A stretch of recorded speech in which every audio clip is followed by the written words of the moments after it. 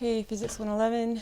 All right, this is our beginning of our last week of class. I just have, I think, about 4 videos I'm going to record here about the rest of chapter 18 and 20, 18, 19, and 20.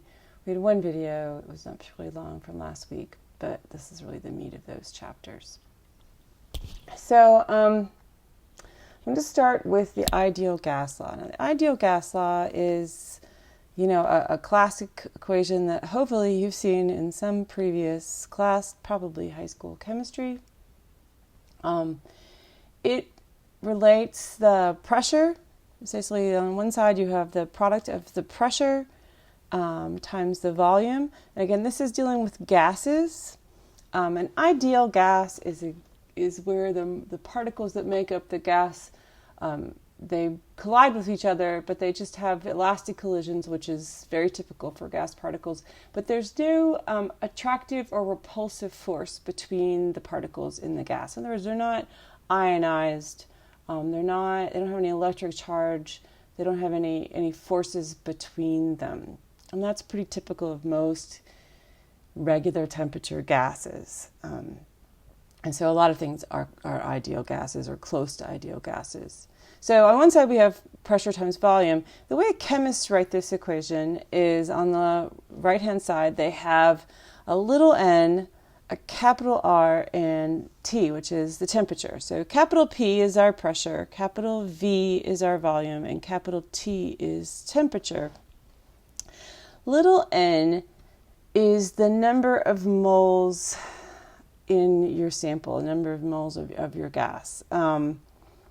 Where a mole is essentially a grouping of gas particles. And capital R is what's called the universal gas constant.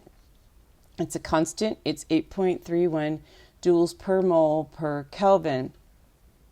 Now, the way physicists write this equation is we don't write little n, we write capital N, where capital N is the total number of particles in the gas. The total number, however many particles there are in your gas, that's the number.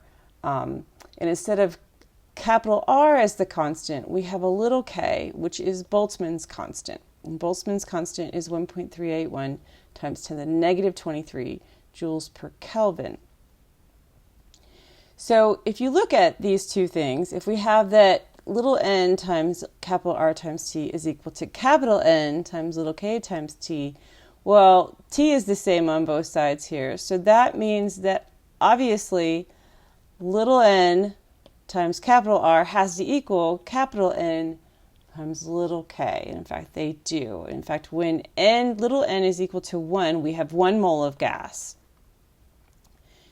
And capital N is then equal to Avogadro's number. So Avogadro's number is the number of particles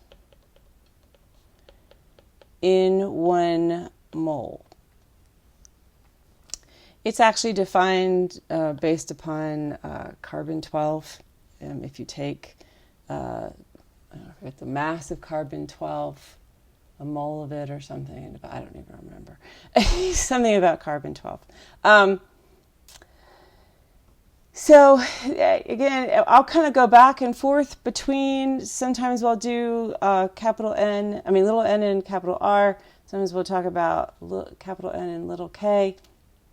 Remember, anytime you see one of these, it can be substituted with the other.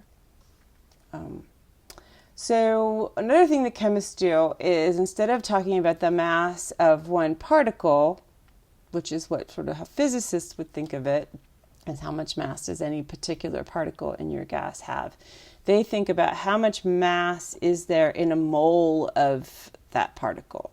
So that's going to be Avogadro's number, the total number of particles in there, times the mass that any one of those particles would have. And again, that'll give you more real world. I mean, the mass of one particle is going to be very, very small. If you're actually working in the lab, it's far more likely that you're dealing with at least a mole of material. And so I think the mass per mole is a far more realistic mass of some sort of sample that you're dealing with. And I'm sure that's why they deal with that. roughly you can estimate that the mass of a mole of material is the number of particles and neutrons. So, sorry, protons and neutrons. So this, I write that, so a P plus is what I call a proton. A little n is what I'm calling a neutron. And then that'll, if you know the total number of those in your particle that you're dealing with, that number in grams is basically the mass of a mole of that material, roughly. These should be roughly, except for carbon 12, which is exactly 12 grams for a mole. So here, hydrogen 2, so this is 2 hydrogen atoms mixed together. Well, 2 hydrogen atoms is just each of them have got a proton. You know, here's our 2 hydrogen atoms stuck together. And so there's just 2 protons. Well, that means that the mass of 1 mole of this would just be roughly 2 grams.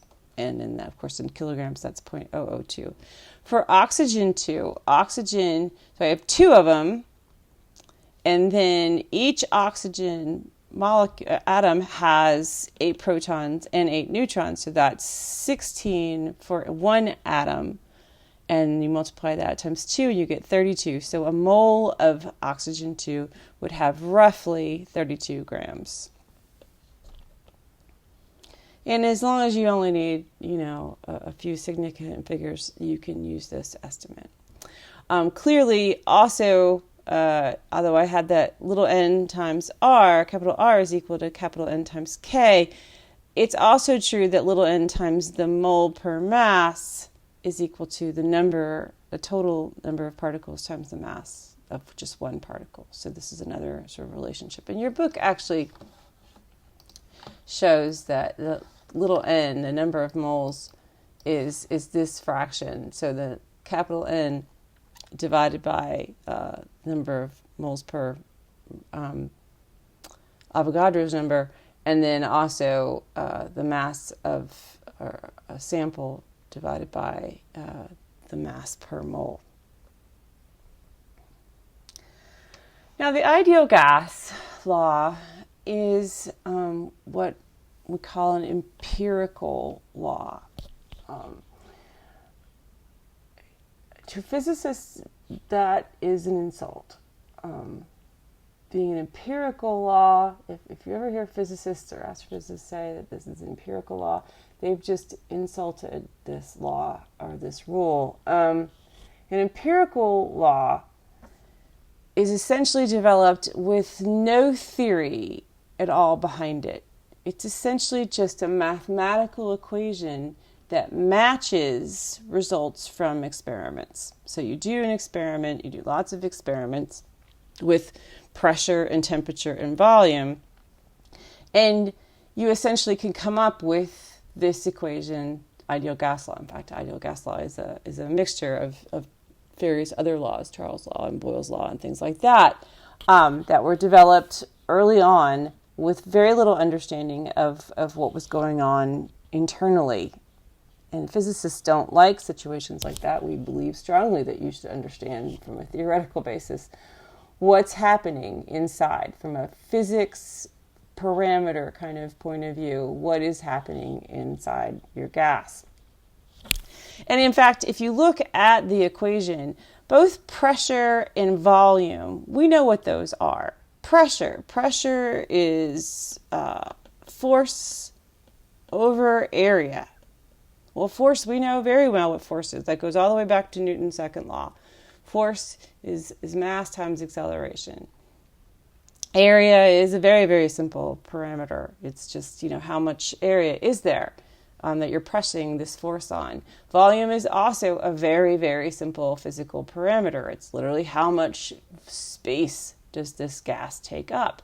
But on the other side of the ideal gas law, you essentially have number, which is a fine thing to have. How many particles do you have? That's very physical. But then you just have a constant and you have temperature.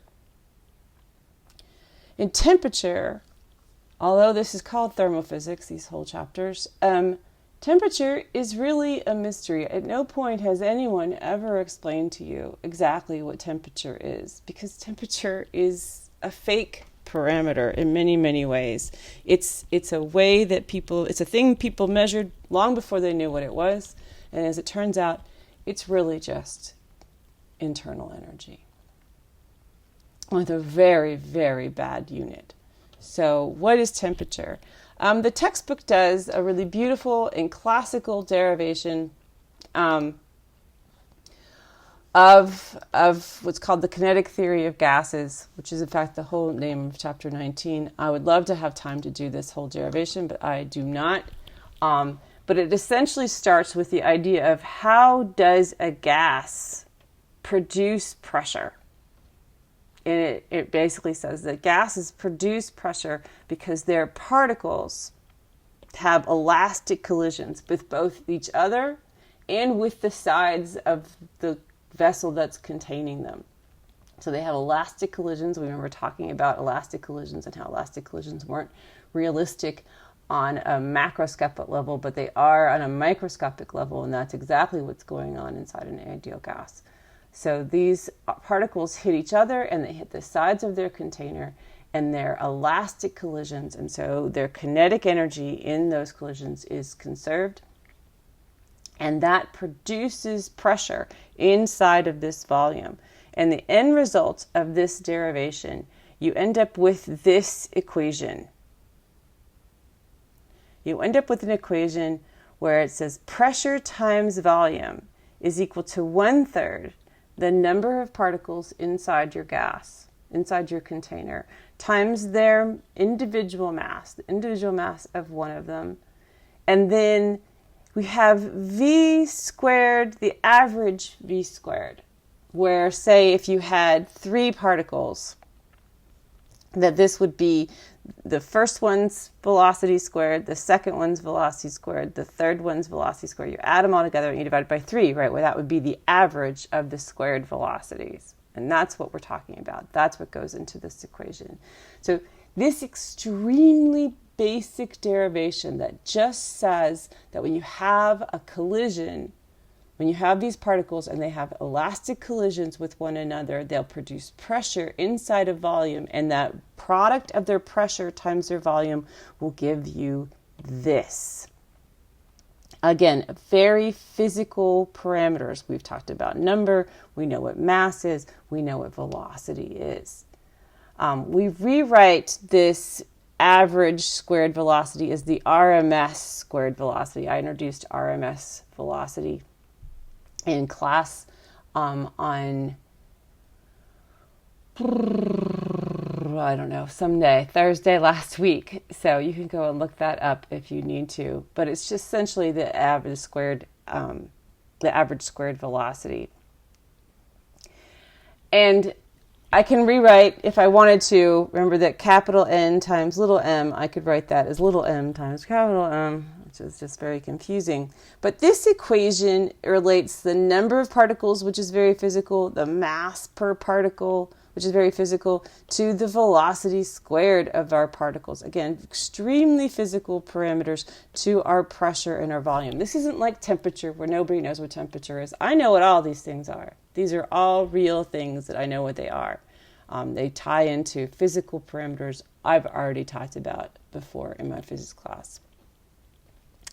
Now, pressure times volume equals this equation, which is what comes out of that kinetic theory of gases, but it still has to equal what we empirically have determined before. So empirically, this has this relationship. So P, the ideal gas law, is still true. So capital N, little k, capital T, that means that these two things are equal to each other. And this can give us real insight into what is temperature. So let's go ahead, we pull these down.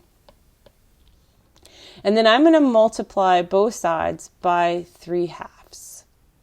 If I multiply both sides by 3/2, then this 3 cancels, and I end up with a 1/2, and I end up with a 3 on the other side. Oops, I'm missing my 3 over here. My 3/2 on the other side, on this side. No, I've got it. Sorry. So then I have I have the 1/2, so I'm multiplying it all down. I bring out the capital N. So here's my capital N. I have the 1/2 m VRMS squared equals 3/2 NKT. Now, more generally, this would actually be equal to F over 2, 3 F NKT, but I'll get back to that in a second.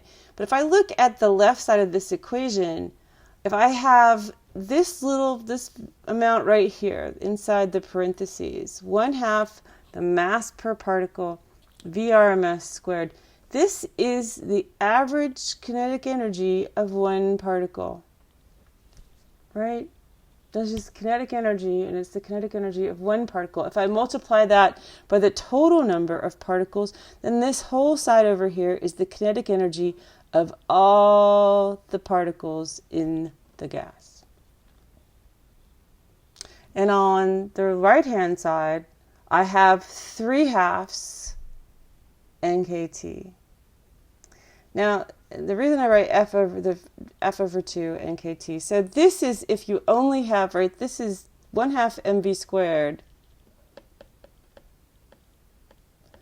That was basically K translational, but you could also have this kind of kinetic energy too, right? We could have rotational kinetic energy as well,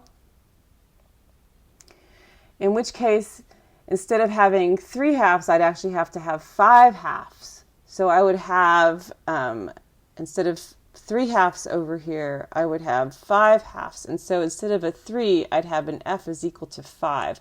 So these are called degrees of freedom. So something that can only move, it doesn't have rotational kinetic energy, would only have 3 degrees of freedom. A noble gas only has 3 degrees of freedom. It can only have translational kinetic energy. It can't have rotational kinetic energy. It's just one particle. A noble gas, by the way, is often also called a monatomic gas. It's not the only kind of things that can be monatomic, but noble gases are absolutely monatomic. It means that each particle in the gas is just an atom. Monatomic means that each particle is just one atom. It's not a molecule. It's just an atom.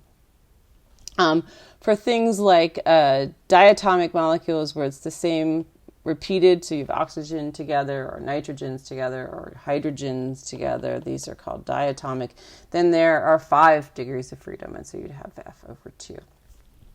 In any case, what you end up with on the left-hand side is the kinetic energy of all the particles. That's the thermal kinetic energy, or as the textbook sometimes calls it, the average kinetic energy. I can move this all around and solve for temperature, right? I can take these equations and I can solve for temperature. And what I really see is that the temperature is 2/3 of the kinetic energy per particle divided by some constant. So this is the only physical thing on the left-hand side. The kinetic energy per particle. And then 2/3 and Boltzmann constant, that's just some constant. And so temperature is essentially just a really odd unit of kinetic energy of each particle inside your gas. And that really ties into the idea of what we think of as absolute zero, right? Absolute zero means that there's zero motion. Well, if there's zero motion, there's zero kinetic energy. But this really clearly makes this distinction. Unlike the empirical ideal gas law, the kinetic theory of gases shows the explicit relationship between what we think of as temperature and the real physical parameter, which is kinetic energy per particle. Temperature is just a very bad, very antiquated way to talk about energy, kinetic energy inside your material. If you've got, just a little bit more here, remember that the total amount of internal energy, which is thermal energy, another way of thinking about it, is kinetic thermal energy and potential thermal energy. If our potential thermal energy, interior energy is 0, then the internal energy, the total internal energy, is just this F over 2 NKT or F over 2 little n RT. And we'll use that in some of our coming up problems. All right, I'm going to end this video here and start the second video fresh.